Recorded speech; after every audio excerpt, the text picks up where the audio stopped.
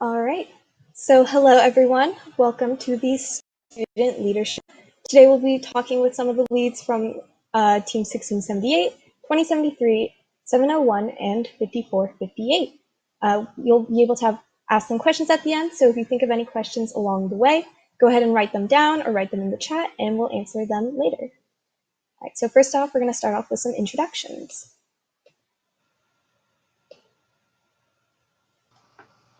Hello, everyone. My name is Matthew Rowe. I'm the Business and Media Lead on Team 5458, Digital Minds.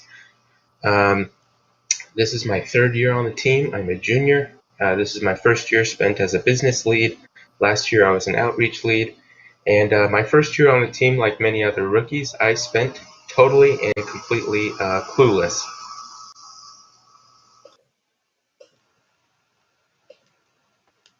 Hello, everyone. My name is Sara Wolf, and I am the Director of Operations on Team 701. My freshman year, I joined the awards team and the electrical team. My sophomore year, I was elected outreach manager on my team, and now I am the Director of Operations for both this year and last year. So I specialize in outreach, business, media, and awards since they're all covered under my operations. A fun fact about me, I've presented for chairman on my team twice, and we've won it once. All right, next up we have Livy. Hi, everyone. My name is Livy. I'm a senior. This is currently my 5th year on Team 1678. I actually joined in 8th grade. So as a sophomore, I started my leadership experience as the outreach lead for our diversity and STEM program. The next year, I was the lead of our Chairman's Award Submission program. And now this year, I'm the team captain. And also another fun fact about me is I've been the driver for our robot since my freshman year. Next up we have Gabi. Hi, so I'm also on Team 1678. This is my 4th year on the team. I was previously the Davis Youth Robotics School's outreach lead. I am the business and media lead this year, as well as the vice captain. And last year, I was a Dean's List semifinalist at the Sacramento Regional. Next up we have Lana. Hello, my name is Lana Wong. I am from Team 2073 Eagle Force. This is my 4th year on the team. I'm a senior. I have been the business and outreach manager for the last 2 years.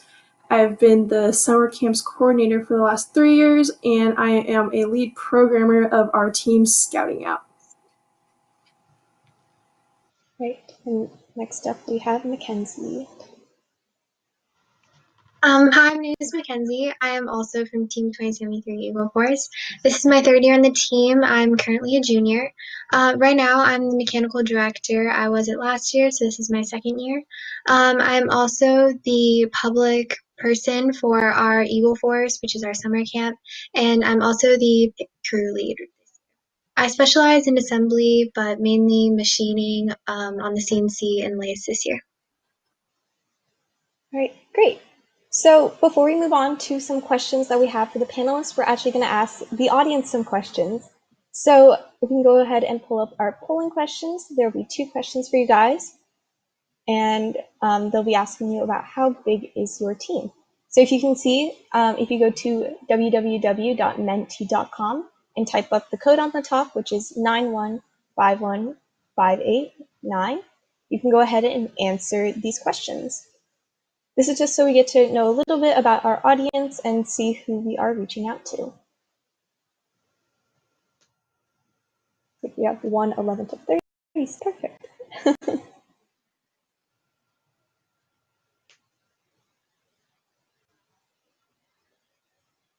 if you can see the link at the top and the code, you can type that in, and we have 2 questions for you guys to answer. That way we can just know a bit more background.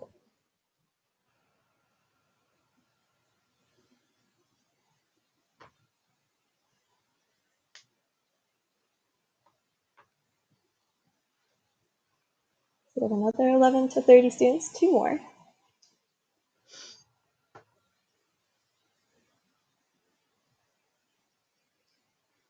And just remember, if you guys think of any questions along the way, go ahead and type that in the YouTube chat, and then later on we will be and later on we'll have time to answer those.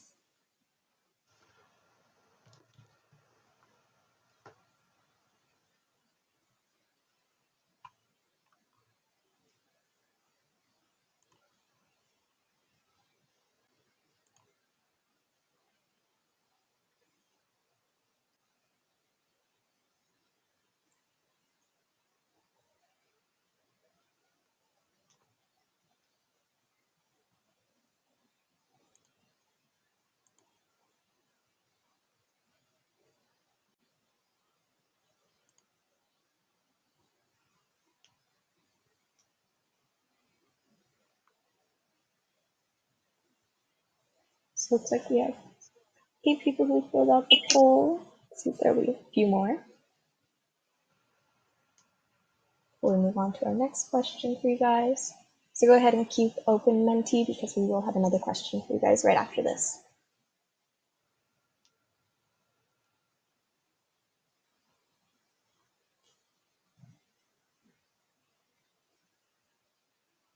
So another person from NAD Students Plus team.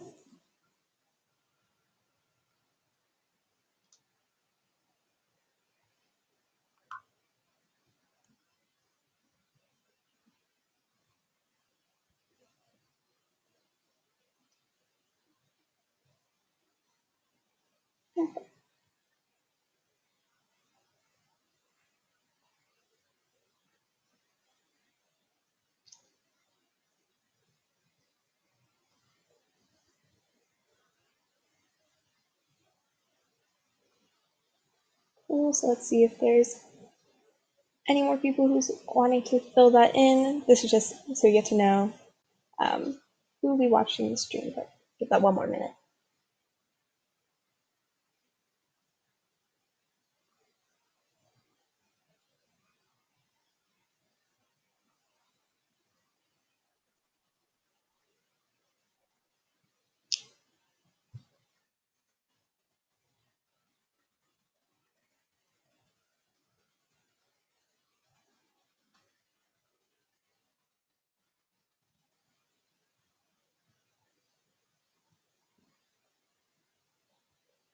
Okay, so cool.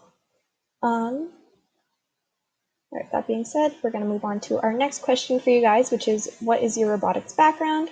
You can go ahead and choose multiple on this, since I know probably quite a few people are involved in different sub-teams in your guys' team. You can see the options. Go ahead and choose the ones that you are a part of. And it's the same code and the same link as before.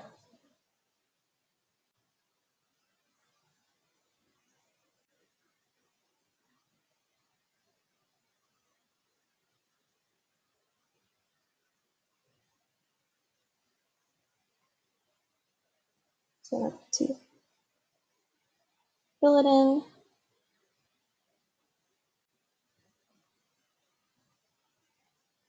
More people involved in outreach. Looks like we've got a pretty even split so far. Let's have a few more people fill in the poll.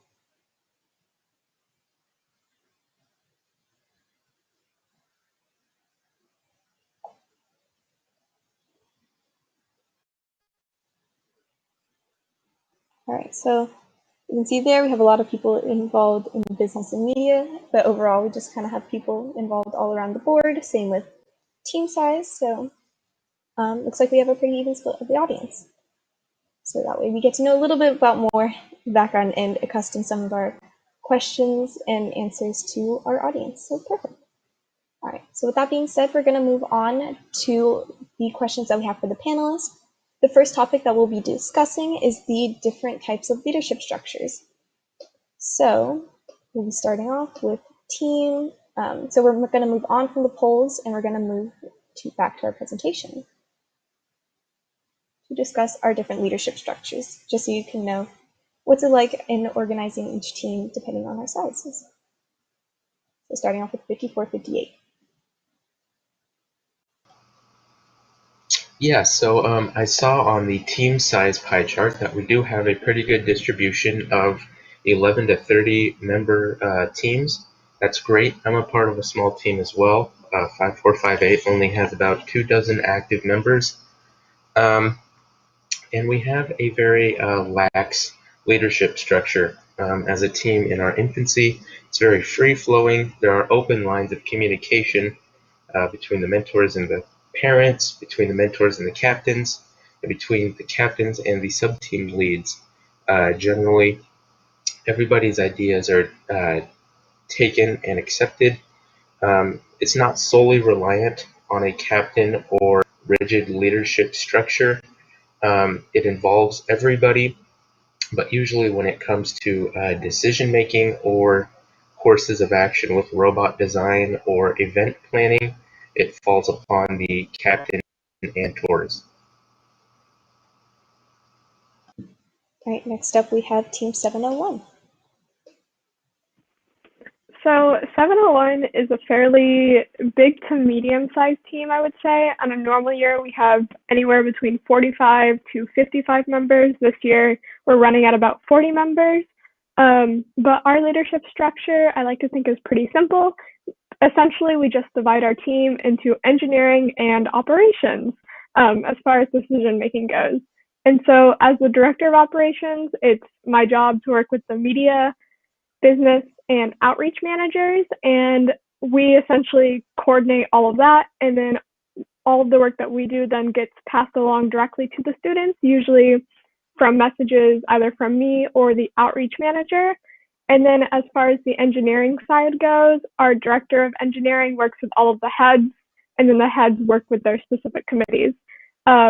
To get back to our parents and our mentors, we have monthly meetings where we do leadership reports. And so me and our director of engineering, Darren, will speak directly to the parents and the mentors. And then for a leadership team, we do weekly meetings, and then we do announcements at the head of every team meeting, which we would normally have team meetings 3 times a week, and then we have leadership meetings once a week. And all the heads make the decisions there, and then gets passed directly along to the students. All right, next up we have Team 1678.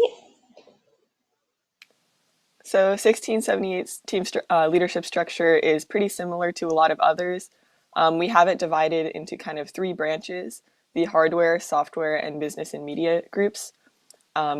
So the hardware group has design, electrical, and fabrication all as separate student leads. The same for robot software and scouting software.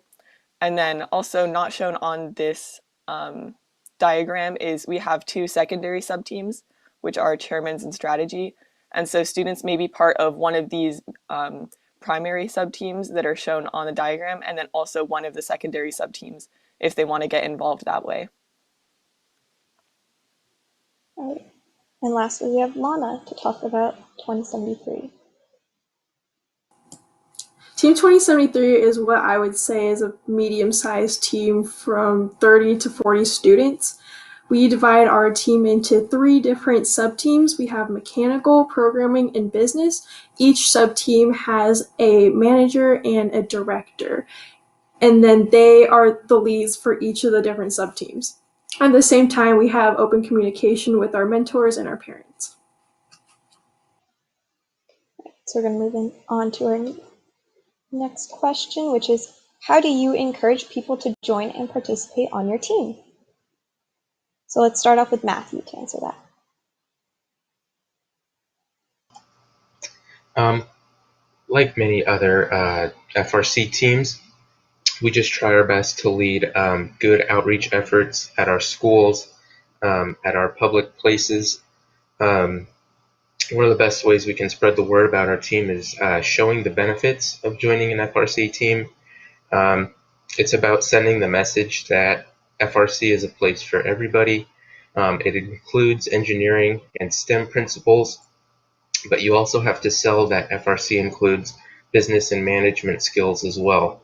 And once people can latch on to the idea that they can learn just about anything from participating on our team, they're more encouraged to join and stay active on the team. We also make a point to make all of our services free. There's no registration fee. Generally, student members do not have to pay for anything, and that certainly keeps us afloat within our demographic range. Right, and next up we have Sara. Most of our team members come from one of two places. So the first major place that we attract team members is we have established robotics outreach programs at all of the elementary schools and the middle school in our district. So most of us have been doing robotics since 4th or 5th grade, and we've just kept doing it all the way up to the high school. The second way that we get a lot of team members is we do have 4 engineering classes at our school. And so within those 4 classes, our head coach, Mr. Pochop, teaches those classes. And so he kind of advertises our team a little bit in there. In our Engineering Technology 1 class, they build robots, they build Vex robots. And so it's just sort of like, hey, if you liked building this in class, then maybe you would like building it full-time on a team. And those are the 2 big ways that we encourage people to join our team. Right, next up, let's have Gabi answer this question. So on 1678, we do have some outreach programs that do reach the youth. They start in about 4th grade. They go all the way up to 8th grade, and that is called Davis Youth Robotics. We do see some returning members from Davis Youth Robotics join our team. We are lucky enough to be all united through one district. So we do send out an email to all of the incoming 9th graders, just talking about our team, giving general information, and letting them know that it's no cost. They can, of course, apply. So that is one way that we do that. We also go around to all of the different math classes at the high school and the junior highs, and we present about our team there, give everyone information for registration, and that's another way that we get people interested in the team. We also hold essentially a show and tell or a shadow night where students can come walk in just like an open house and see what all of our sub-teams are up to. Right, and last up we have Mackenzie. Yeah, so for Team 2073, we do communicate and get people on our team mainly through our school. I think, as Sara said, we also have an engineering program at our school. So one of our advisors for our team is also one of the teachers there. So he's able to communicate to some of the students that, hey, we have a robotics team. If you're interested in some of the classes that you're taking, you can always join the team. That's one way. Another way is when we were at school, we would have a club rush, and there we would demo our robot so that so that students could see our robot and kind of what it does and get to know more about us. But at our middle school, we also have we also have a Mindstorms team there that does the Lego robotic stuff, and that way we can communicate with them, and that gets them interested in first, and then they're more interested to join our FRC team. Right, great. So now, since we had everybody answer that question, we're going to move on to our next one, which is, how do people on your team come into leadership positions? So let's start off with Matthew.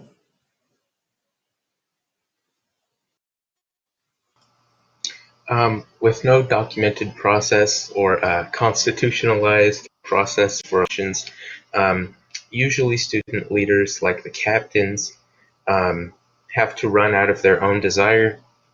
Usually we judge them on their merits, their time they spent on the team, how dedicated they are to the job, and knowing that they'll get it done properly. We do not conduct elections for our sub-team leads. That's usually just a position taken on usually by seniority. Same thing, dedication or time. About the most formal thing we do for elections is roll out a Google form in which everybody can cast their vote anonymously. Right, great. Next up, we have Sara. We do have an actual process for our leadership elections. It's laid out in our team handbook, which is on our website, robotics.com. But essentially, at a couple weeks after the end of the season, so either the middle of May, if we do qualify for a champs, or a couple weeks after our last competition, we hold leadership elections. And the people interested in leadership positions would submit a resume to our team captain and just a little statement about why they want that leadership position and which position they want. And every person running for any position has to submit those two things. From there, the operations and all of the operations leads and the engineering director are then elected by the entire team. So everyone gets to vote on those because they concern the entire team. The heads of our individual committees, so mechanical and programming and electrical, those are voted on within their committee because the people in programming aren't necessarily affected by the decisions that the electrical head or mechanical head makes. So those are elected by the committee. And then we have sub-team leads as well within the certain committees, and those are typically just designated by the committee head. Great, and next up we have Livy. For 1678, the timing for choosing new leads is very similar to 701's. Usually it happens a little bit after World Championships or our last competition of the season. But instead of election processes, we have a nomination and selection process. So what we'll do is we send out a Google form to the whole team and ask people to nominate themselves or other people who they believe would be fit for a leadership position. Any student can submit as many times as they want. They can nominate themselves if they want as well for multiple positions. And so they'll fill out the names and then a couple of reasons why they believe that student would be a good fit for the position. And then after that form has been open for a little while, the core leadership team, which is the captain, vice captain, head coach, and lead technical mentor, will review these nominations and then conduct interviews with each person that was with each person that was nominated by role. So if someone has been nominated for multiple roles, typically they'll have a couple of interviews because an outreach position is different than a sub-team lead position. So anyways, after the interviews, core leadership will discuss and choose who they believe would be the best lead for that role for the next year. It's a little different sometimes if there's kind of a new program that's just getting started up. Like some of our newer outreach programs kind of grew up on their own, and so a student lead had to be selected kind of from who was already working on it at the time. So typically it'll just be whichever student is most involved, and usually it'll be our head coach and lead technical mentor who they just think will be best for getting the program started.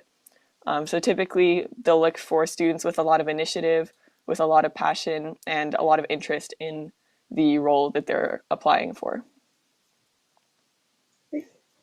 Great, and last up we have Lana.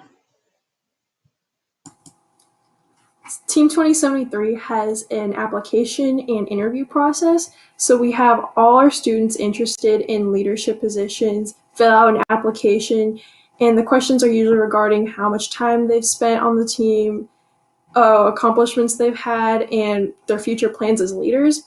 And then we have our mentors review the application. After the application process, we have our candidates go through a interview process where the mentors would ask the students questions, and then all the other students are there witnessing their interview. Later, we send out a Google form where the other students who aren't applying for the leadership positions, they anonymously fill out the form and they get to choose their leaders. Great, so with that, so with Lana finishing, we're gonna move on to our next question. So our next question is, what is the decision-making process for big team decisions? Let's start off with Matthew.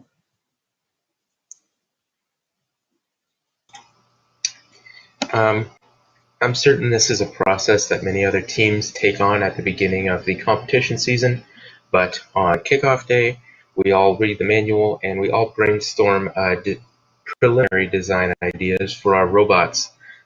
So as far as robot design goes, that is a sort of collective wisdom that definitely gets siphoned by our sub-team leads and our captains, depending on which course of action they want to take with the robot.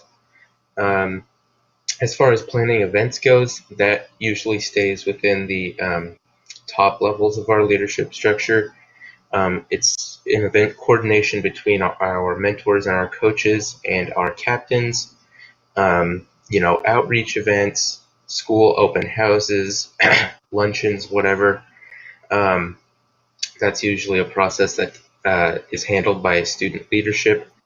And as far as purchases go, that actually does not have to include all of the sub-teams and the captains, but is usually held between the requester, the mentors, and the business team.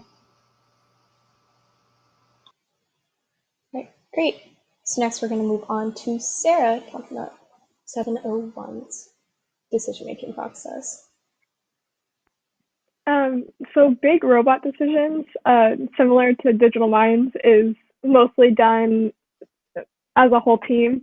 We don't want to change our robot and everything without the input of everyone on our team. Big schedule changes or anything like that typically starts with the director of operations, the engineering director, the founder of our team, and our head coach, kind of starting that conversation, and then that's taken to our leadership team as a whole on one of our weekly meetings, and then passed down to the students. And then purchases are mostly done with mentors and engineering director and our business lead. But every decision that we make has to be approved at our RPM. So parents not only stay informed, but they have to either approve or deny our request to make that change about what they think either is right or wrong, whether or not we can pay for it. So that's kind of the basic decision-making process there. All right, next up we have Gabi.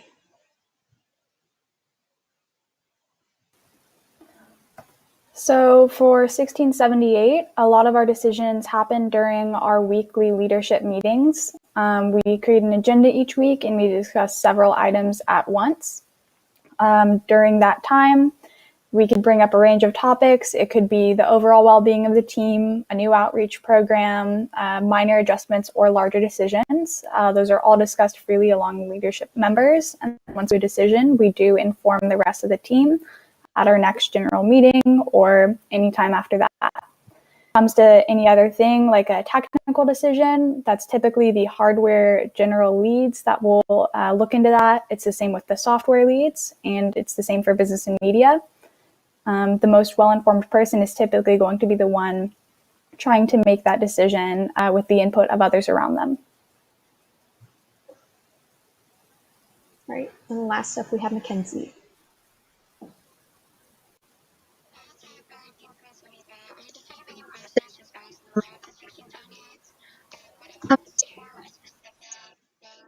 Certain sub-team needs, that usually goes through the sub-team lead, and then from there they can talk to a mentor. Specifically, like if our mechanical team needs to buy something for a robot for that season, we will have to CC one of the business leads so that we can make sure that we have the budget for it, and then from there it will get approved through a mentor. But if it's anything else that's within our sub-team, it's usually the sub-team leads in association with our mentors that will go ahead and decide on that. All right, great. So next up we have a question that's going to go out to every lead, and that'll be, what made you want to become a lead and then stay a lead? So let's start off with Matthew again.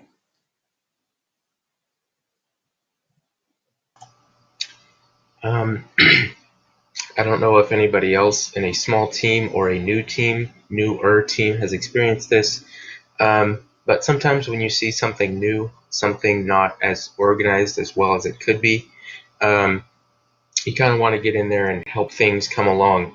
So as a new team, I want to establish some sort of leadership position so that I could leave a lasting mark on our team, leave it more organized, and hopefully leave it better than I found it. And for that reason, I wanted to become a lead. The same sort of programs for the last couple of years, and I really wanted to do something new, kind of the same reason that Matthew became a lead. And so I got really passionate about outreach, and then I became the outreach manager. And when I was outreach manager, our operations team was only about 3 or 4 people, and 1 or 2 of them was graduating. And so there was an opportunity for me to rise up in the ranks or in the leadership positions of our team. And I wanted to grasp that opportunity because it gave me the chance to make an even bigger impact and do what I do now. And I love it. All right. Next up, we have Livy. So for me, I think kind of my biggest inspiration for becoming a lead was having a really strong role model, especially in my first couple of years on the team. Of course, when you're really young, especially, as like a freshman in high school or as a junior high schooler, a lot of things are really intimidating, especially when you're on like this ginormous team with all these like juniors and seniors working on things. It's going like a million miles an hour. It's really intimidating, and it's kind of easy to want to sort of fade into the background. But I was lucky enough to have a couple of really strong and really kind role models for me that made me feel more comfortable on the team, kind of made me believe more in my abilities and inspire me to be like them. So kind of I took that idea with me as I progressed through my years on the team. And so that helped me kind of build my confidence and get involved and make myself a really good candidate for student leadership.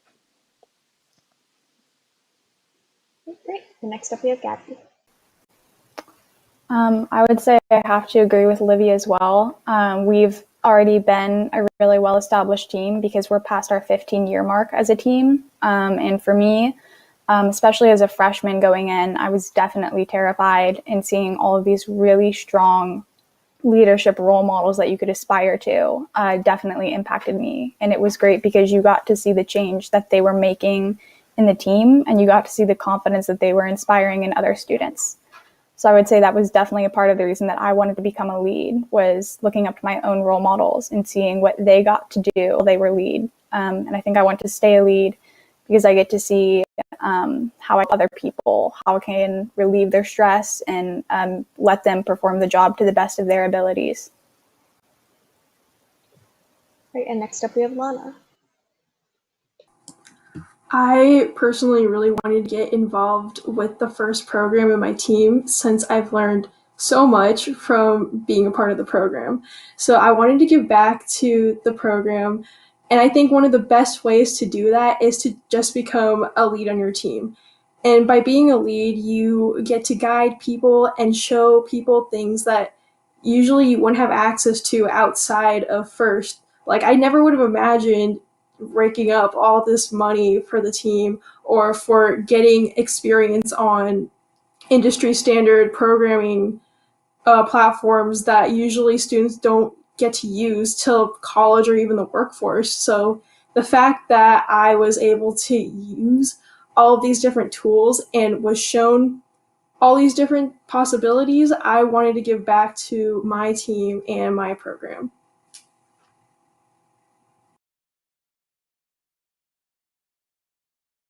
All right, next up we have Mackenzie.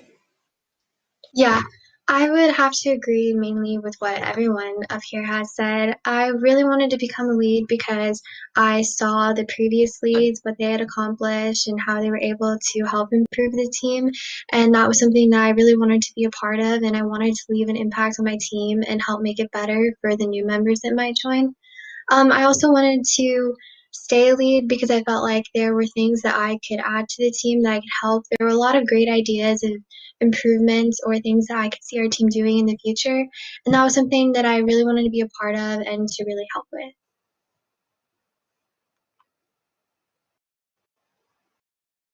All right, so now we're going to move on to our next pre-prepared question, which is, how do you personally deal with burnout? Start with you again.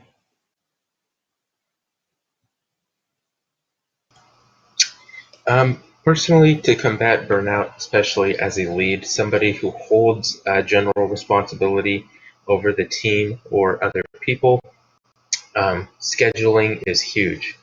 Keeping organized, keeping things scheduled really helps you fight a feeling of overwhelming or of overwhelmed. I don't know. it just helps you keep a handle on everything. It helps you disseminate the info that's coming to you, and it helps you better model leadership standards for the rest of the team. You got to portion your work, communicate with your team members, and help divvy up the responsibility that you might feel be overwhelming you. And it's always good to plan ahead and document the things you have already done. Just sort of general skills that help you portion out your work and keep a handle on all that you have to do. All right, and next up we have Sara. The two biggest things for me are, of course, communication, as Matthew said, and delegation. So at our weekly leadership meetings, I honestly, earlier this year with COVID and everything, I came out to them and I was like, hey, I kind of have a lot going on. I don't know if I can do the same amount of work that I've been doing in the past. And they were really, really accepting of it. And they were like, it's okay. We can take some of your responsibilities and hand them out to other people. And so I still kind of over them. And if they need help, they're free to talk to me at any time. But I am not personally and alone doing all of the same work that I had been doing the last year. And it's really great. And it gave me time to relax and chill out and get my other priorities done before kind of coming back to that. And then delegation, of course, when you start a new project, it's so tempting to just make it your baby and like be super involved in it and do everything yourself because you want it to be perfect. But other people have really great ideas and you need to listen to them and maybe don't do all of the work. Give like one portion of the project to one person and then you can keep that portion.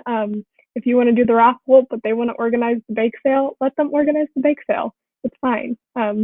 They will do it and they will do it well. Trust your team members. All right, and next up we have is Livy. For me, I think what's important when it comes to dealing with burnout is trying to stay organized and take care of both present me and future me, because I often find it really tempting to kind of blow everything off, but I think that honestly sometimes makes the burnout worse. So when I try to do, if I can tell that I'm kind of feeling kind of a burnout approaching or I'm getting overwhelmed a little bit, I try to kind of what I'm working on. So I do scale back what I'm doing. But I also need to keep in mind that like I have a lot of responsibilities and it's like I can't just stop everything just because I feel bad. So I have to rely on other people sometimes to step up and help me. But I think it's definitely important to stay organized and just work with what you have to get your job done without kind of sabotaging yourself in the future in a way. Great, and next up we have Gabi. Yeah, so like a lot of these leads have said, planning is really important. Knowing what you have to do, what your deadlines are, and mapping that all out, whether that's physically on a piece of paper, digitally, or in your head, that's all really important. For me, I find it comforting when I establish plans for everything that I do have to do, because then it's easier for me to start work on those. And delegation is also going to be really important. I always have struggles with delegation because I'm always concerned that I'll delegate too much or stress one of my team members out too much. So I always try to keep in mind what everyone's workload is and make sure that I'm openly communicating with my team members so I can track to see what they're doing and who would be best to take everything on, because you also don't want one of your own students experiencing burnout. When I do hit a burnout, I do find it helpful to step away for a minute if I'm able to. If I don't have too many responsibilities, then I will do that. And I encourage other members to do the same thing. All right, and next up we have Lana. I definitely agree with all of the other leads. Delegation is super important because, like Sara said, you do feel like projects, they are your baby, and you do want to take control over them. But you should trust your team members, and you should know what they are capable of. It's also super helpful, like Gabby said, to just take a step back and to just, I don't know, leave the screen and take a walk, because it's just really nice to take a breather, and then your mind will be refreshed when you get back and you'll work more efficiently. All right, and last up we have is Mackenzie. Honestly, I don't really think I have that much to add. Everyone's pretty much said what I was going to say. I think delegation is very important to not only rely on yourself, but there are other people who you can rely on as well. If you don't think you can get something done in enough time, you can always ask them for help. People are more than willing to be able to help you out. Another thing is just to step back and, like Lana said, to take a walk. I've had to do that before where I'm just like, I don't want to do this right now. I don't feel up to it, so I'll just take a step back and work on it later. I listen to music to help me relax. It really just depends on the situation, but stepping back is very helpful sometimes. All right, great. So those are all the questions that we had for you guys. So we're now going to move on to the questions that we received in chat. So that means if you have a question while you're watching or have had a question throughout this, please type it in the chat so that we can answer it. So we do have a first question for Livy, which is, how does 1678 lead its outreach activities? So all of our outreach programs, each one has their own student lead. And then we also have an overarching outreach mentor who sort of manages and provides advice to the leads if there's a large project or need, a second eye. So our outreach is chosen the same way as our student leads are. And typically we try to encourage them to do most of the work in the management. So they'll be sending all the emails, organizing all the events, gathering volunteers, planning for the future, that type of thing, so that we can give them leadership experience as we can. Because end up using outreach positions as kind of their stepping stone into introduction for larger leadership roles with more responsibility. All right, so next up we have a question that will go out to everybody, which is, can you briefly repeat how often your leadership team meets and for how long? And also, how do you make that time most profitable during remote meetings? So since we're going through every team, let's start off with Matthew. Leadership structure with open lines of communication. We often do not have, cemented leadership-only teams. We do rely on collective wisdom or ideas, but usually leadership needs to nail something down. We'll have a group chat in our communication software, Slack, and we'll just continue talking about it until we have a game plan. During remote meetings, usually it's good to come in with a plan, like you're having a presentation such as this one. Have something written down, be ready to share what you have going for you and what you want to happen in the future. Otherwise, you're just going to improv, and you might not come out of it with anything all too productive.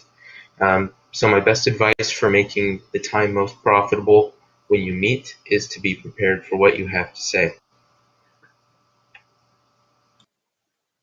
Right, great. So now let's move on to Sara. So our leadership team meets weekly. Usually, we have a set agenda prepared ahead of time that our the committee heads, mostly me and the director, are hearing though. We write down every item that we want to cover, and then our meetings usually last anywhere from half an hour to an hour-ish, typically during a lunch break. And then we share everything that we talk about at the team meetings.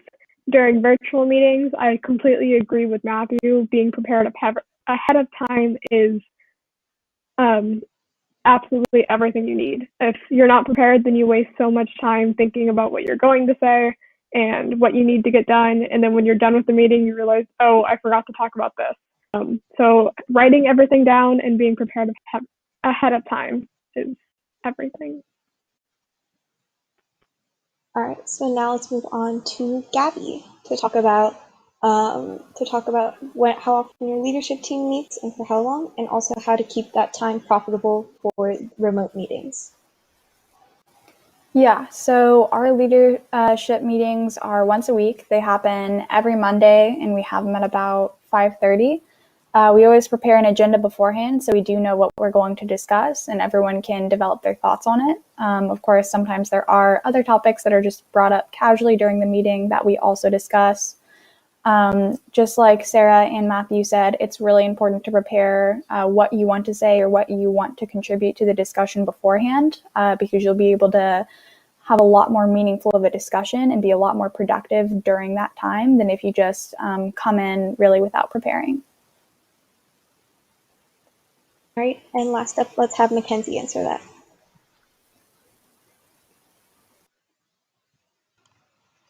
So for our leadership team, we don't meet as much as we probably should. During our season, we would usually meet like maybe once every week or every 2 weeks, just so that we would have an idea what was going on.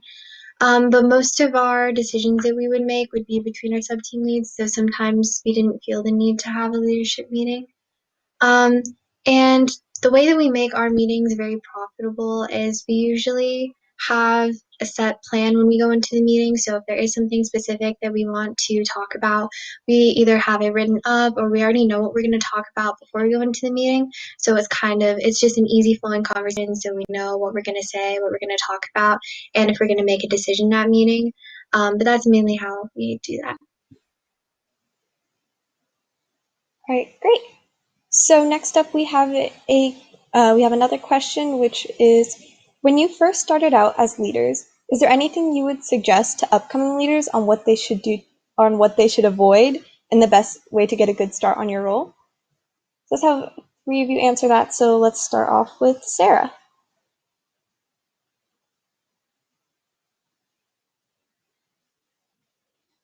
I think, Sara, you're muted. Thank you, Caroline. The biggest way to get a head start in your role is to talk to whoever held your position last. So for me, the last director of operations graduated, but we were still friends. And so after I got the position, I just went on like a FaceTime call with her for an hour. And I was like, how did you do this? And then she just walked me through like the decisions she made and how she delegated. And then, of course, I took that and I used it as advice. And then I changed it so it fit my personality and my leadership style better. But if you're going in completely in the dark, then your first couple months are going to be rough. You're going to have no idea what you're doing, and you're going to be scrambling to get everything done. And so for what to avoid, don't think that you have to do all of the work yourself just because you're in a leadership position. You should have other leads there that you can talk to and that you can work with, and you don't have to do everything yourself. Delegate and look over, but you don't have to do all of the work. All right, let's also have Livy answer that. Yeah, so I think building on what Sara was saying, I think it's definitely important to not put like kind of the whole responsibility, the whole group on your shoulders. Kind of what it took me a little while to realize was kind of consider how you felt as a student before you held the leadership role for that group, and then consider how you feel when you become the lead. Like as a student, well, I always felt like I have so much to contribute. I have so many ideas. I'm so excited to work on this project. And then I became the lead and I'm like, oh my God, I have to run this project. I need to get so many things done. Like there's so much work to be done. But what I needed to realize was all of the other students in that group were feeling the same way I did when I was a student, where they all want to get involved. They're all passionate about the project as well. So it's not just you who wants to contribute. Everyone else is really enthusiastic as well. And so you can rely on them a lot more than sometimes you can trick yourself into thinking. So definitely be open to relying on other people. Make sure they know that you want to hear their ideas, that they're totally welcome to share always. And it's not like you don't want to give off the vibe that this is all my job and like you're only here because we need people in the group. All right, and then last, let's have Lana answer that question. Just like what Sara and Livy said before, it's definitely helpful to be open to other people's ideas. And like what Livy said, you should put yourselves into the other students' shoes and to know and just remember that before you were a lead that you were equally excited and equally passionate to contribute to projects. So just remember that other people are also willing to step in and offer their ideas for different projects. It's good to avoid taking over projects because, like mentioned before, when we are a lead, we often think that we are solely responsible for the project. But just know that there's other people who are willing to support you and are willing to offer their ideas. Really fast, Great. Carolyn, I also wanted to add one more thing. Yeah, of I course. think as a student lead, I think it's also really important to learn how to say no to things. Especially kind of the bigger your job gets, the more people there are that are asking you to do things or that want you to do things a certain way. And especially when those requests pile up, you have to have the responsibility of saying, like, I'm in charge, like, we can't let this happen. There's just too much going on. I can't do it, ask someone else, or I don't think the project should go in this direction. So especially when it's a peer or someone older than you or a mentor, you need to know when it's okay to say no, and you can't be scared to do it because you need to kind of have ownership over your project and know where you want it to go.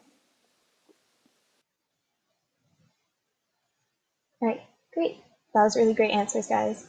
So we're going to have just one more question before we end up with our wrap-up question, which is, what do you appreciate most from mentors and fellow leaders, and what should mentors avoid doing? What should mentors avoid doing in their interactions with leaders? Answer that. So let's start off with Gabi. So I would say a really big thing that I appreciate and something that kind of inspires me is the dedication. I would say the dedication and the work ethic of other leads and of other mentors, I would say is really important. It's something that I really respect and appreciate. And on the end of mentors, I would say treat your students with respect. Have an open discussion with your student leads, have an open discussion with all students. We're all in an FRC program where we're learning industry grade skills all the time. And we're in here because we're mature and we love what we're doing and we want to keep on working and we want to learn. So having that open discussion with them, turning it into a learning opportunity, instead of saying something like, oh, well, I'm an adult, so we're going to do this. Your students will really appreciate that. Great. And let's just have one more person answer that. So Mackenzie. Mackenzie can answer that. Yeah. So I would definitely agree with what Gabby said about this. When it comes to previous leaders, I would say the thing that I noticed the most about them was definitely how dedicated they were, how passionate they were about the position and about robotics in general. That was something that I really was able to learn from them. But another thing that I really appreciate about mentors is, again, their dedication, how they're always there for us. If we have any questions that maybe we're not able to answer, we can always ask them, because a lot of the time our mentors come from like the certain field. So I know like one of our mentors for our mechanical team, they work in that field, so we can easily ask them questions and they're very knowledgeable on that, something that I really appreciate about that. But as far as mentors communicating with students, I would say just to understand that students, like, we have school that we're working on top of other extracurricular activities and things that we do. So while our focus is also on robotics, to just understand that if we're not able to get something done or if we haven't responded in a while, it's because we might have other obligations, but we always will come back to robotics and try to work on it as best as we can. But just to have open communication would be something I would say. All right, great. So since we have 5 minutes left in the presentation, we're going to move to our wrap-up question. This question would be great for our audience to reflect on themselves, to think about how you'd answer this question, but also for our leads here to answer the questions with their own personal experience. So the question is, what is the most important quality as a lead, and how can you emulate that? So let's start off with Matthew. I think as anybody in a leadership position will tell you, one of the most important things for you to do is to model the leader that you want to see in your subordinates, I guess, the people that you lead. It's important that if you want a certain result out of who you lead, you have to show them what you want. You have to model the kinds of behaviors that you want to see. This includes staying positive, staying organized, keeping an open mind, all of the great qualities in a leader that one would expect. All right. Next up, let's have Sarah answer that. I think the most important quality as a leader is to be a good listener. Not just to your other leaders, but when you were a freshman walking into your team, you had those great ideas, but when your leadership team didn't listen to you, it might have discouraged you from going into a future leadership position or going into a certain sub team. And so I think by really listening and really considering the ideas of everyone, it makes you not only a great leader, but a better friend and a better teammate. All right. Next up, let's have Livy. I think one of the most important qualities you have is a really strong, consistent sense of perspective. So especially when it comes to larger projects, I think it's really important only be able to engage with the individual people and the tiny ideas that are going into this final product. Like, is everyone committed? Is everyone engaged? Do they understand what they're doing? But also be able to keep a focus and kind of guide the whole group and work towards your final project without getting caught up in the details. All right. Next up, let's have Gabi answer that. I would say, like Matthew said, leadership by example is extremely important. Model the behavior that you want to see, and whatever expectations you put upon your students, you should be meeting or exceeding those expectations as well as patience and understanding that mistakes are going to happen. They're inevitable. Don't blame yourself. Don't get mad, and to turn it into whatever learning opportunity you can and to move on from it. All right, great. And now let's have Lana answer that. I would definitely say that reaching out to other students is a super important quality because usually, especially newer students, when they join the team, they're sort of in uncharted territory and are unsure what to expect. Like, I remember as a freshman joining the team, I was super daunted by the fact that there's all these upperclassmen and they all look super smart and they know what they're doing. And here's me as a freshman who just doesn't feel like I belong. So it's super important to just be there for especially the newer members who aren't really sure where they fit in, and to really grow their skills and grow their sense of importance on the team and to grow their confidence. Right. And last but not least, let's have Mackenzie answer that.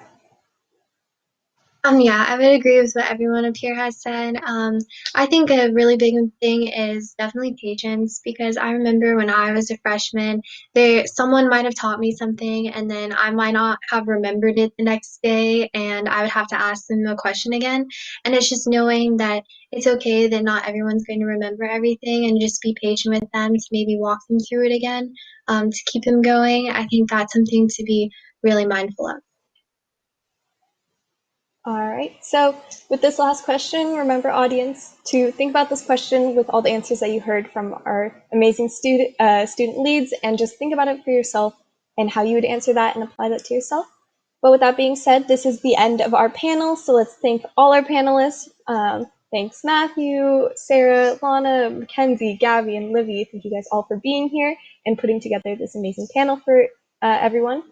And with that being said, that's the end. So thank you everybody for watching.